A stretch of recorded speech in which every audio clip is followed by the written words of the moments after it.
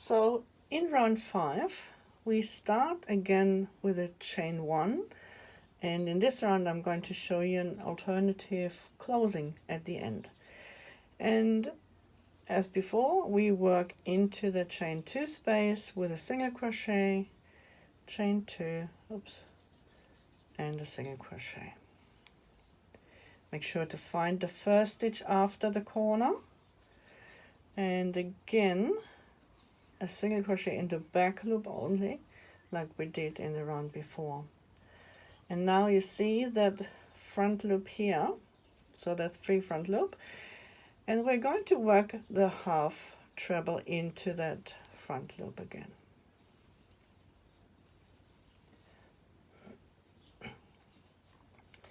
So now we've got that half treble from the previous round here, and if you look, we have a stitch behind.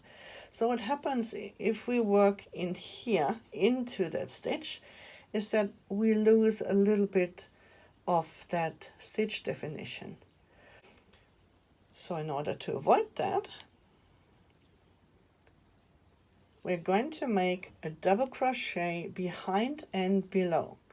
And in your written pattern, that's a DCBB. So we find the loops of the skipped stitch, which are here. So that's how you can easily find them.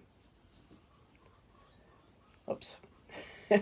that's the show and tell effect. Okay, let's do it again. I'm going behind that stitch here,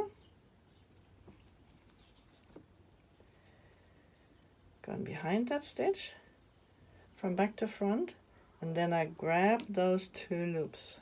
So, and it looks like it's only 1, but it's 2. Yeah, they're a little bit twisted, but it doesn't matter.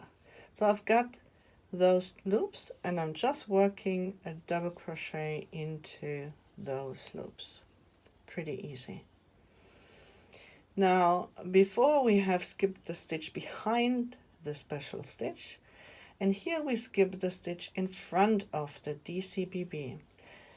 The double crochet behind and below, 2 rounds below, is part of the background. It creates the background layer, and these special stitches, they create the front layer, the image layer.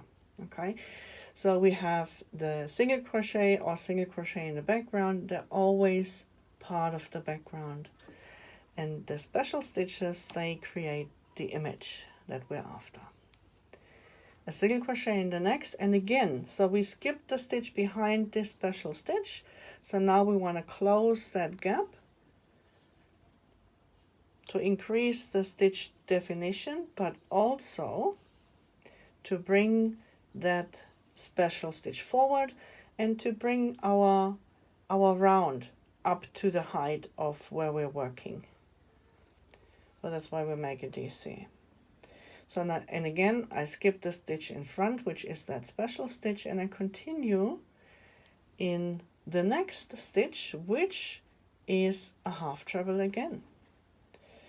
So we have single crochet in back loop, half treble, DCBB, and this is our pivoting stitch. So in the mirror, we're just going backwards from here. So the single crochet, then the DCBB, and now we work a half treble again into that free front loop of the stitch from 2 rounds below.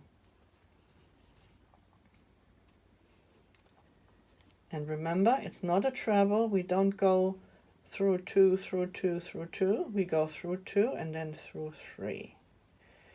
And at the end, our single crochet in the back loop only.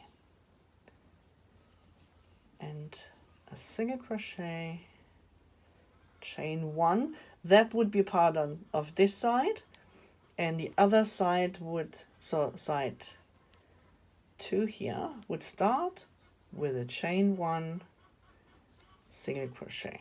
Okay, just to explain that a little bit.